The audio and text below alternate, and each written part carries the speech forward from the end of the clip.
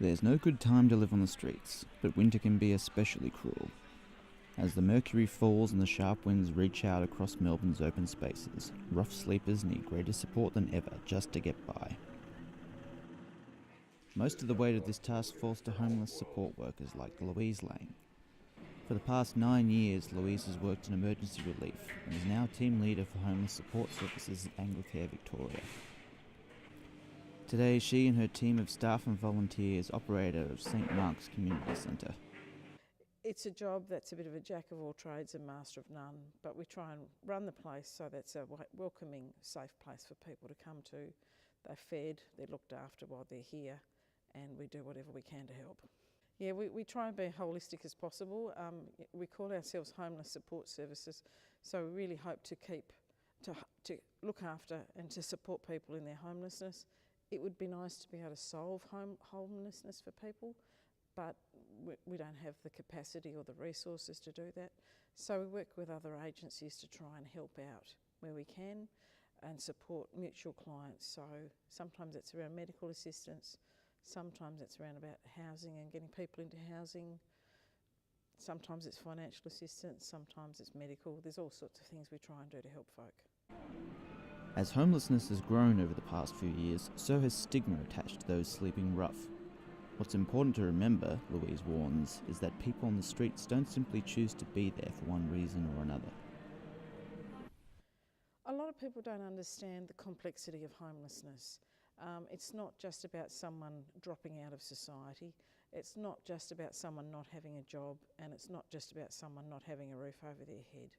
Often people have experienced a lot of trauma, life's not been great, and they found themselves in this sort of situation. So we try and help them work their way through their complex issues, work with other agencies to help that happen, and sometimes it takes a long time of working these things through slowly one by one. Jason has been an Anglicare volunteer for 4 years. A former firefighter who grappled with a decade-long ice addiction and mental health issues, he credits the homelessness support work of Anglicare with turning his life around. I don't know when I lost my self-respect, but I know where I found it. It was in this centre, doing dishes for the homeless. This centre was the hub, or the nexus of me rising above homelessness, drug addiction and mental health issues. They saved my life, and the life that you save is one you owe. So I'll be doing this every spare second I get. I've seen it turn people's lives around, including my own. That's what I'm supposed to do. Yeah, they've been there for a lot of people, a lot of times. They're not just serving meals in this centre, they just got so much more. This idea of self-worth seems to be at the heart of Anglicare's response. For someone like volunteer Terry, even the simple act of trusting him to run a barbecue helped him build up lost self-esteem. Today, he is the chef at St Mark's. I get lost for words to explain how it makes me feel, because it's something I'll be in forever. You know, whatever I could do for them, I do. You know, like, they really helped me big time. Excellent people. It's great when we can see a difference. Sometimes differences are only, making a difference in life is only really something quite small. Sometimes it's really big about getting someone, helping them into housing. We try and help them with a bit of second-hand furniture. And sometimes we've had little celebrations. A couple of weeks ago we had a blessing of a house. One of our folk had finally moved into a property. Another lass is now just moving into a little place of her own, and we've talked about having a little afternoon tea with her. So we always rejoice when folk are able to move on.